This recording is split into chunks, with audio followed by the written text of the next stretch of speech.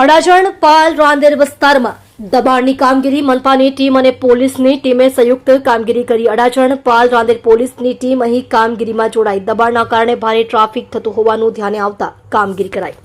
જોતા રહો શ્રમિકો की आवाज न्यूज चैनल रिपोर्टर श्रीराम सिरसाटनी साथे। श्रमिकोने कोई पण समस्या होय तो उधना 3 रस्ता विमल गार्मेंट्सना ऊपर ऑफिस पर संपर्क करवो।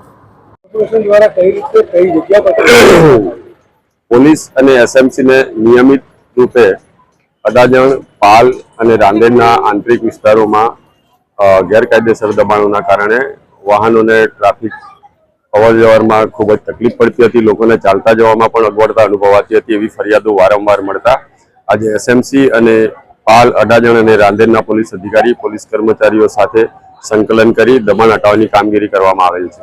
વાત કરીએ તો કેટલા દિવસ આ ઝુંબેશ ચલાવવામાં આવશે અને લોકોને શું અપીલ કરવામાં લોકોને હું એટલી જ અપીલ કરું છું કે આ જે સુવિધાઓ કે ગેરકાયદેસર દબાણો હટાવવામાં આવે છે એ આપને ટ્રાફિકમાં કે અવરજવર કરવામાં કોઈ તકલીફ ના પડે, ચાલવામાં કોઈ તકલીફ ના પડે। જ્યારે પણ આપને ફાયરની સુવિધાની જરૂર હોય કે એમ્બ્યુલન્સની જરૂર હોય તો એ સાધનો તાત્કાલિક આપની પાસે પહોંચી શકે એ હેતુસર આ ટ્રાફિક દબાણ હટાવવાની કામગીરી કરવામાં આવેલ છે। આ કામગીરી હવેથી નિયમિતપણે સમયાંતરે કરવામાં આવશે। કેટલા બંદોબસ્ત પોલીસનો લાગેલો હતો, કોર્પોરેશનનો હતો? આ કોર્પોરેશનના ઘણા બધા અધિકારીઓ છે, પોલીસના પણ 40-50 જેટલી પોલીસ છે, પોલીસ અધિકારીઓ પણ છે।